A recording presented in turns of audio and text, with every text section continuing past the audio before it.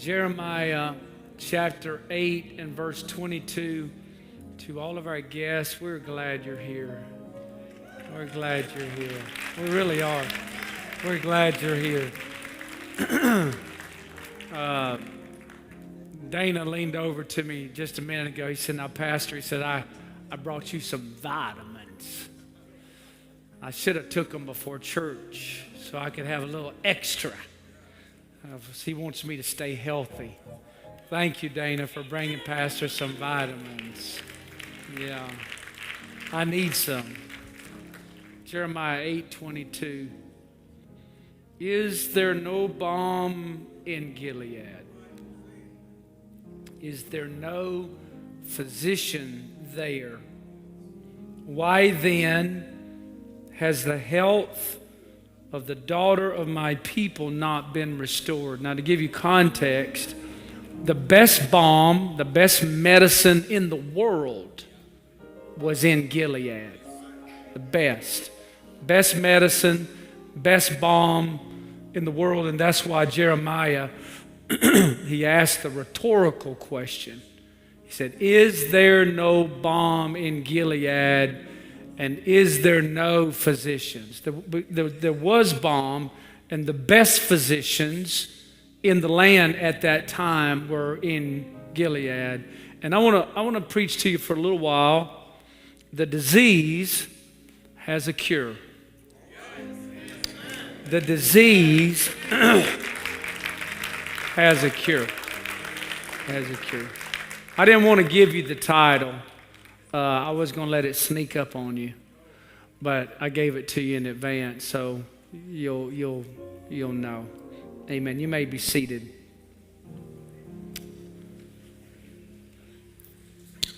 It's 11:26 if you have to take medicine.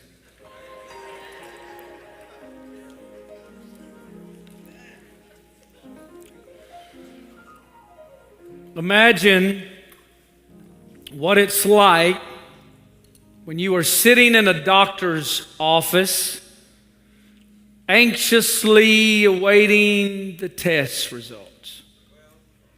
You have been weighed and you have walked through that narrow hallway as they weigh you and check your vitals. Recently, I was at the doctor's office for an annual visit. She said, you can just step up on the scale and check your weight. And I said, you want me to take everything out of my pockets? She said, oh, it don't matter. I started pulling everything out. Pulled my phone out, pulled my belt off. I'm just like, I don't want the scales to be lying. I want to be lean and mean. It's kind of a horrible experience as they evaluate you and you begin to make pleasantries. You talk about the weather. You talk about things that are just somewhat trivial to calm your nerves. And then after they have checked you all out, they say this: the doctor will be in shortly to go over your test results. You sit there anxiously awaiting the man to step through that cold and sterile exam room, and you just sit there and you look around and observe. And you pick up that Home and Garden magazine, and that's old. You don't have a home and you ain't got a garden. But you pick it up. You peruse its pages to help you to calm down. Rest your mind. You look at that clock against the wall and it seems like it's going on forever. And those weird biology pictures showing the respiratory system over on the opposite wall, you see the advertisement that you need to get your flu shot. You pick up your phone again and again and again, and you wait for the dreaded knock on the door.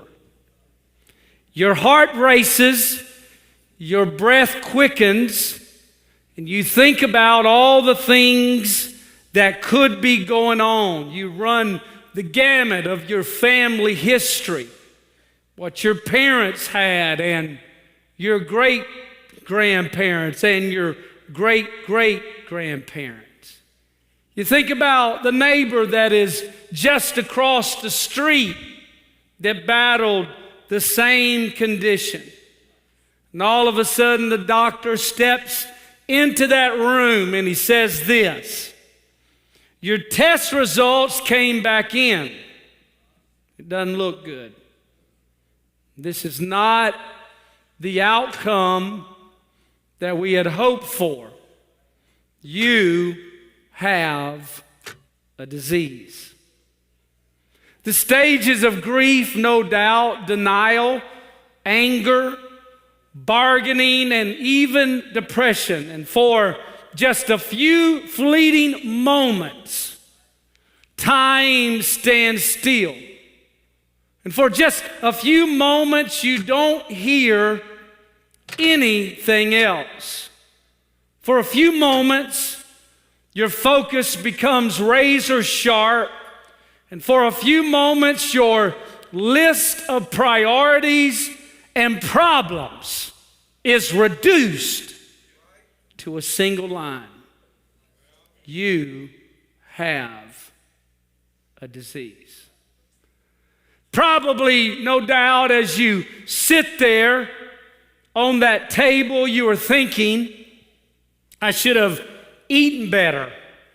I should have walked more around the block. Pastor was always telling me about walking and running. I should have taken my vitamins, Dana. I should have joined the gym. And while your mind is trying to rationalize this, digesting this news, in your panic-stricken delirium, you almost miss it. Excuse me? What did you say? The disease has a cure? Could you just say that one more time? I must have missed that information, and all of my panic and chaos and anxiety that I'm feeling in my soul. The disease has a cure. You almost leap off the table. You know, one of the worst things about going to the doctor is that horrible robe-like thing that's drafty back there. I mean, if it was here, you can, but here, I'm exposed. Some of you young people don't know about it, but you will. You live long enough, you're going to get one of those drafty robes. You feel so vulnerable. I mean, when the minute you put that thing on, it's like it's a death sentence. But you hear the news.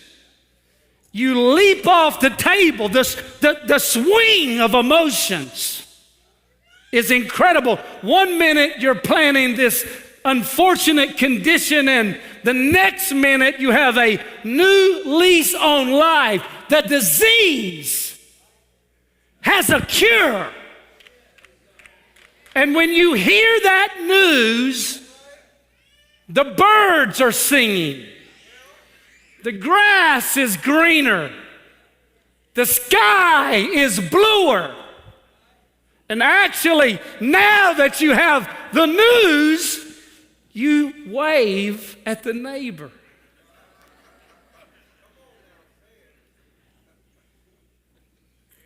You begin to smile at your recent turn of events.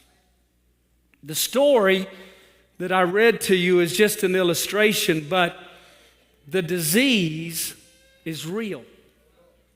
And it's been around a long, long time, and it's part of the disease that's in the human element that Timothy talked about. He said that men would be lovers of their own selves. They would be boasters and proud, blasphemers, disobedient to parents. And then there's a word, he says, unthankful. Because that when they knew God, they glorified him not as God, neither were they thankful, but become vain in their imaginations, and their foolish heart was darkened. Unthankful. The oxygen that we breathe comes from God. The sunshine that kisses the earth, it comes from God. The heart that beat in your chest last night while you were sleeping, that you had no awareness of, it comes from God. The legs that you were able to stand up and worship the Lord on this Sunday morning, it comes from God. The cars we drive and the houses that we live in and the food that we eat, it comes from God. I want to tell you that the disease has a cure.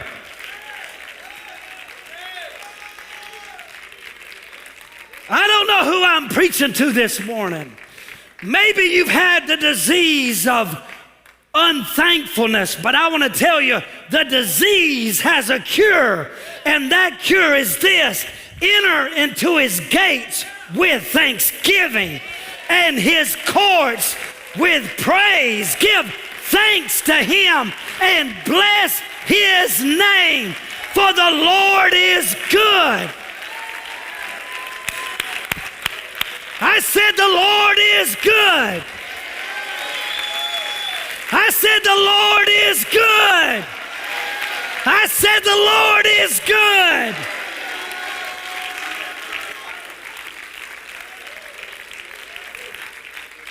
Look at your neighbor and say, the Lord is good. That disease, anybody ever got a touch of that disease? Don't lie. Go ahead and confess. Everybody ought to raise your hands. Anybody in here ever been unthankful? You know why? Things don't go your way. You just things are not happening the way you want to happen them, and life just happens, and you get the disease of unthankfulness. And sometimes you need to step into the great physician's office, and you need to realize, I'm in the house of the Lord today. I'm in the house of the Lord today. I'm in the house of the Lord today. I'm not in the hospital. I'm not in jail. I'm not in a ditch. I'm not homeless. I'm in the house of the Lord. Enter into his gates with thanksgiving and into his courts with praise. High five your neighbor and say, wake up.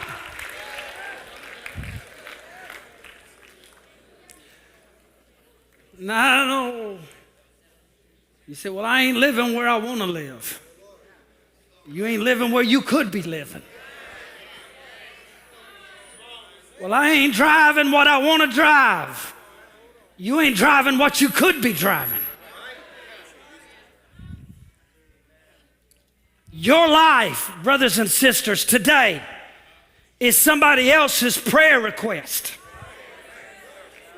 Where you're living right now,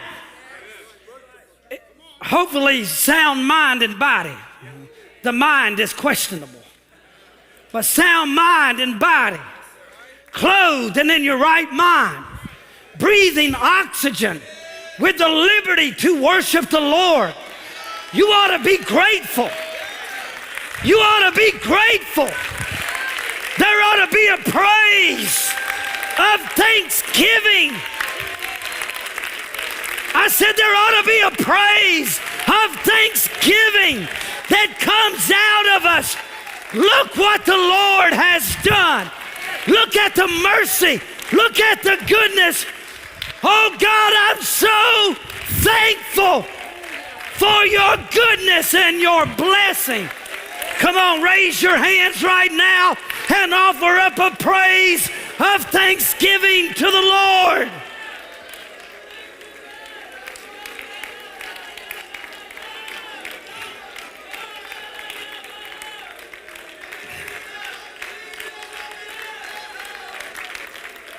We ought to have some thankful people in this house.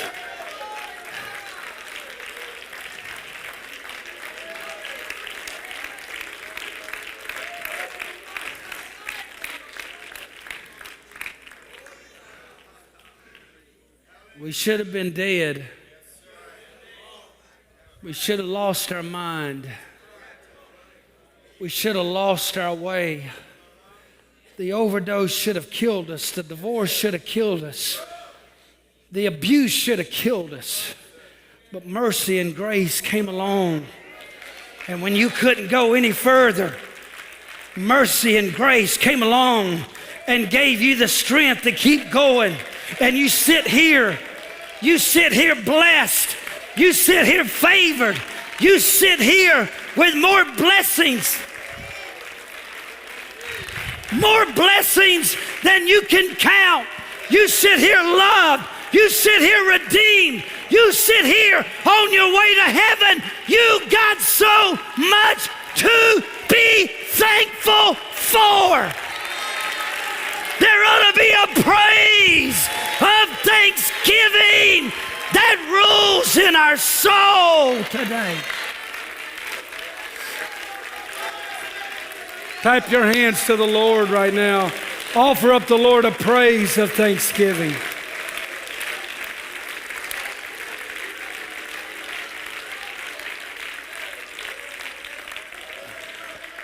Just that disease gets in us. Send some of y'all here today. Just unthankful. We all are prone to being unthankful. When it doesn't go our way, we get unthankful. Well, I deserve better. Well, do you? I can tell you what we all deserve.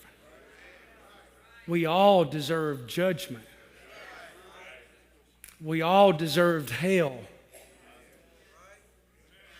That's what we deserve. But somebody took the place for us.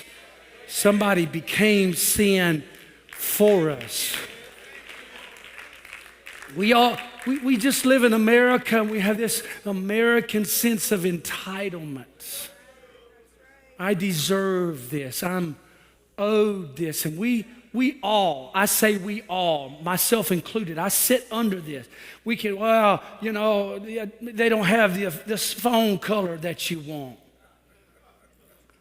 You got rocks in your head. Oh, I didn't get all my chicken nuggets when I went through the drive-thru. They got my order. My DoorDash order was wrong. Can you believe they left out my cheeseburger? As somebody is bringing your food. Huh? They're bringing your food to your house. You ain't even got to get out of your pajamas. And you're going to complain that they didn't get your order right. What in the world has happened to people? I tell you, they're unthankful. They haven't been hungry in a long time. If you knew that there's people in other places that would love to have something to eat, then you would have a new appreciation about how grateful that you You should be, because all you got to do is hit a button on your phone and somebody bring. Y'all not saying nothing. I want to tell you, there ought to be God's people, ought to be thankful people. God's people ought to be grateful people because of the goodness and the mercy of our God.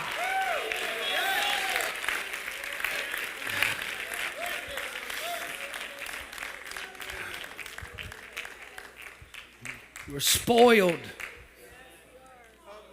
in this country.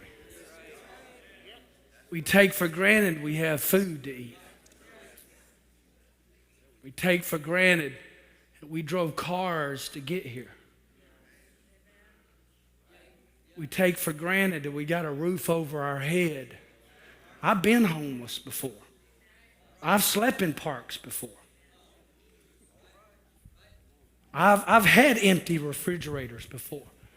I've lived on government assistance before. I've been there. I'm going to tell you straight up, I ain't ever forgot it. I've never forgot. And I'll tell you what my posture is, even when this flesh, your flesh too, you can sit there and act all pious this morning if you want to.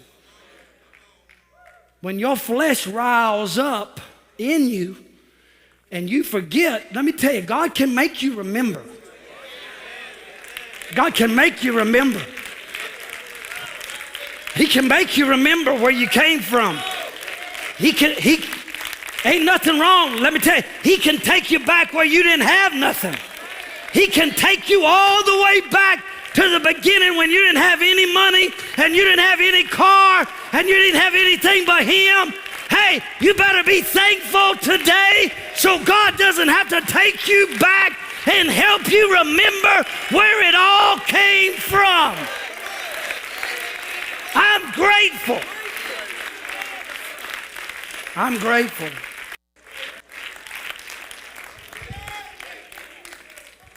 I heard about a man that was tithing. He got to pray for a job. He got a job. Started making $500 a week. So excited about the pastor. He brought his tithe, $50. Is that right? Yeah. $50. Brought his $50. Brought it to the church. Excited about it. Excited to do it. Then God started blessing him. Started making more. Started doing really, really good. Instead of $500, he started making $5,000. I said, Pastor, I'm having a hard time. You know, when I was making a little bit, it was easy for me to bring 50, but now I got to bring 500. So I just don't know if I want to give a $500 check. He said, I want you to pray about that with me. And the pastor said, oh, that's no problem. Because that's such a challenge for you, we're going to pray that you make $500 a week again. We're going to pray that God take you back to $500 a week where you can pay your tithe instead of giving you $5,000 a week. I'm going to tell you, I don't need God to take me back. I don't need to go backwards. I want to tell you, everything I got is because of the goodness of God. Everything is in this building. It's not because of me. It's because of the goodness and the mercy and the favor of our God. There ought to be some thankful people that's in Revival Church. Don't take it for granted. Don't be unthankful because of the goodness of God.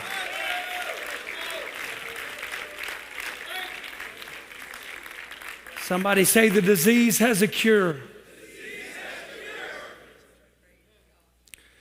I tell you what happens sometimes is we fall into the comparison trap. We start comparing ourselves to somebody else. We compare ourselves to this job or this house or that house or somebody else's position and station in life. And we become ungrateful for what God has done in our life. We get into this ideology that says, oh, I'm better than or I'm worse than. And it feeds this insecurity and pride that we are inferior or superior to somebody else. And the flaw with that is that you really don't know what's going on in somebody else's life. And we have to stop comparing ourselves to somebody else. And we must, at our core, here, Pastor, I'm almost done. I didn't get time to finish my message, but I think you've got the point. We have got to practice gratefulness.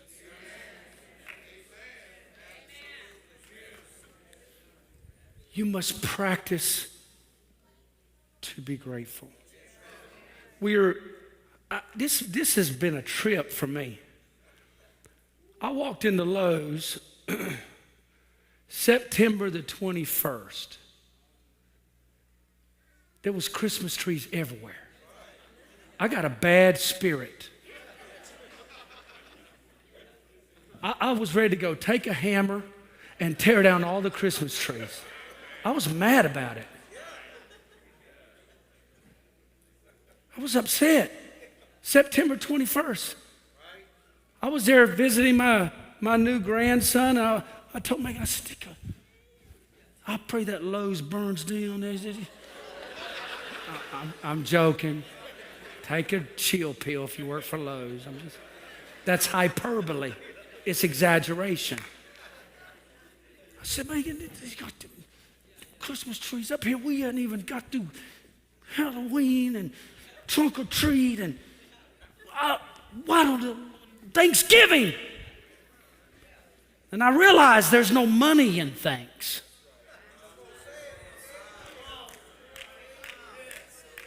There's no money in Thanksgiving. Because Thanksgiving has to come out of who we are, not what we get. I want to tell you, there ought to be thanksgiving. There ought to be a reason that we are thankful for the goodness and the blessing and the mercy of our God.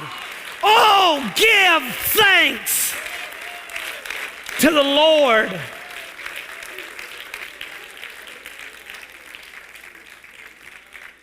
Now listen to me.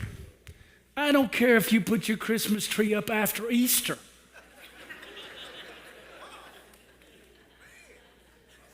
Put it up.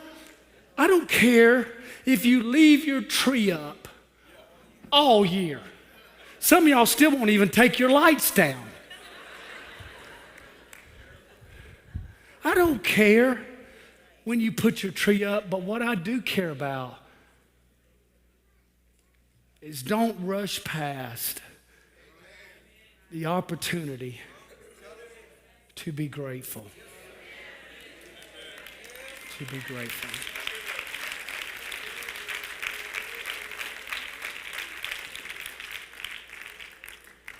I don't mean this to be, I'm almost done. Brother Tim, come play him some mood music.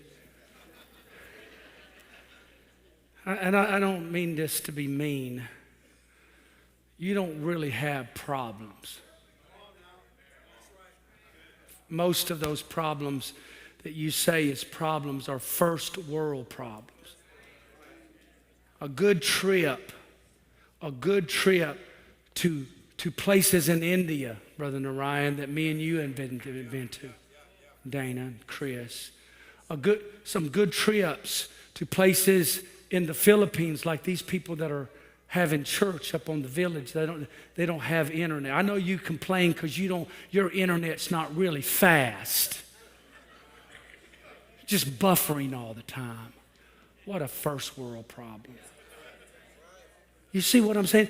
All of us are in this culture that really is not very thankful.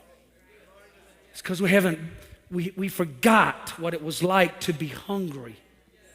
We forgot what it was like to not have a roof over our head. Now, I'm not saying this for any other reason. I'm not boasting. I'm not. I can remember the services as a brand new convert that I was embarrassed to pray because there were holes in the bottom of my shoes and I didn't want anybody to see them. I can remember sitting down with my legs crossed so nobody could see that when I went to church I had holes. I'm not making this stuff up. I'm just saying that I think as we move along the continuum and God blesses us and we're excited about it and God prospers us and we're grateful for those blessings. And I want you to live in a comfortable home and I want you to drive a nice automobile and I want you to have nice clothes. But don't you ever forget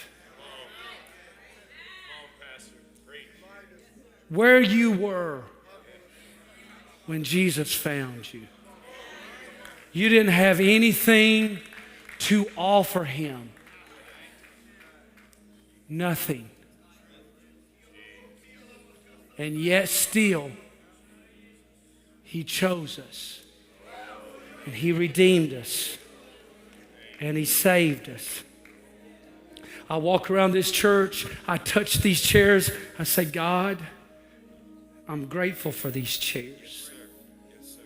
God, I'm grateful that I got clean water to drink. I'm grateful that I have a suit on today and I have shoes that I don't have holes in them. I'm grateful I have the ability to see you. I'm grateful I have the ability to hear. I'm grateful that I'm surrounded by people who really love God and who's living out their Christian faith and their experience. I'm grateful for that. I'm grateful that if I get sick, there's a hospital that I can go to. They can take care. I'm grateful for that. I'm grateful that I'm being baptized. I'm grateful for all of those things. I don't take it for granted. I have a family. I was preaching last week in El Paso. And I'm telling you, it was unbelievable. There was a pastor who was 48 years old. He was preaching. He preached. The title of his message is, How Much Will Your Praise Cost? He buried his 19-year-old son 2 months ago. A drummer in the church. I'm telling you, I fell on him. I fell into his shoulder. I fell into him. I was overwhelmed with such empathy and grief and loss. I was so moved by that experience, and I said, we're going to help you. We're going to help you and your wife, and my church is going to help you find a grief counselor in Mexico, wherever you live at. You're not going to be in this alone. We're not going to leave you alone. I'm going to make sure you give me your information. We're going to take care of you. You're not going to walk through this valley alone. Then there was another pastor who got up and preached and ministered. His grandson, 5 years old, has tumors in his eyes, malignant tumors. And he preached and ministered in such a way, I was so moved, I was so convicted, and I thought about all the things that I thought were problems were really not problems. And there was an overwhelming sense of gratefulness to the Lord. There was an overwhelming sense of gratitude that you need to be grateful for every single day of your life that God allows you to live and breathe, because you don't know what's going to come tomorrow. And God sent me to tell you today that the disease has a cure, and the cure is gratefulness. No matter what you're going through, in everything, give thanks. I want you to stand and raise your hands right now. I want you to offer up a sacrifice of gratefulness right now to the Lord.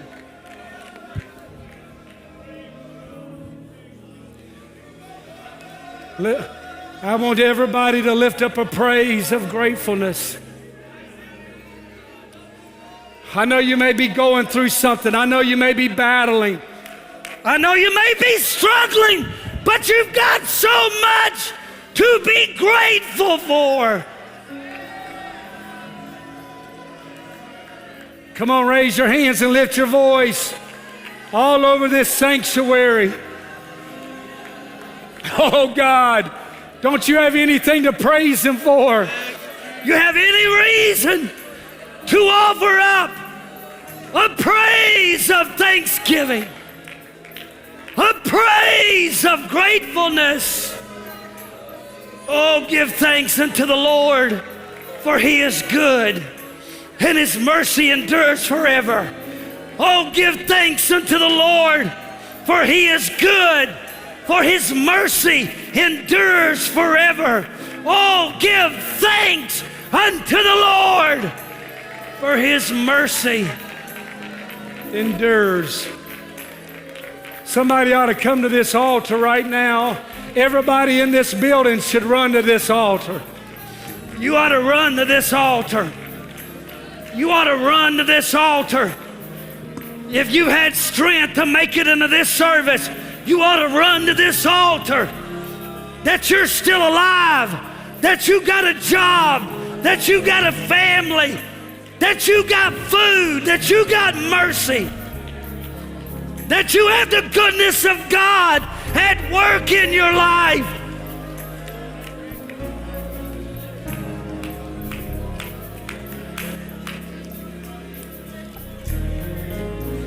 Somebody better offer up a praise. Somebody offer up a praise. Somebody offer up thanksgiving. God, here's my thanksgiving. Here's my thanksgiving.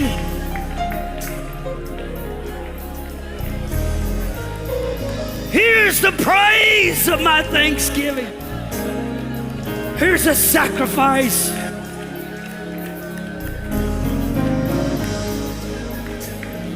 Come on, Revival Church. This ought to be the first thing you do this week, is you ought to offer it up.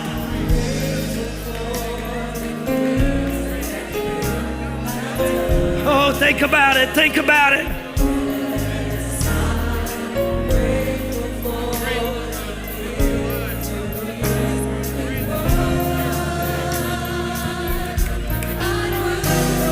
Oh, God.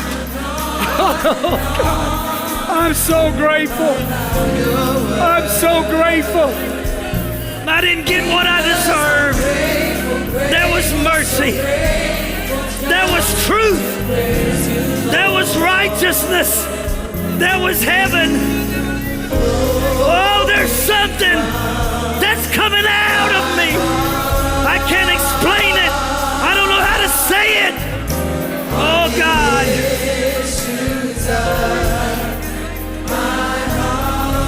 Oh, I need some worshipers.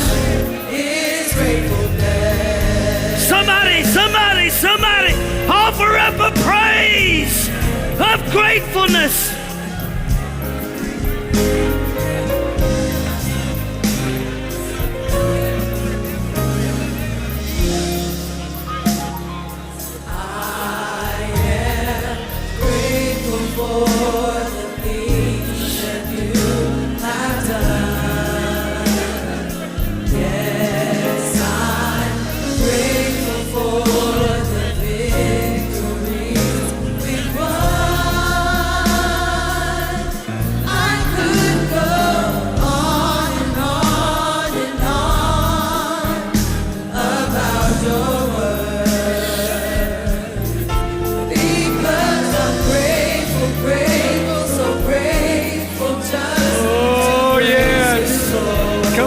Somebody to call out to the Lord.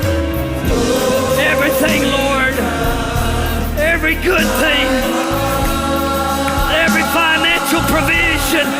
Every spiritual provision. Every material blessing. I don't take it for granted. His gratefulness.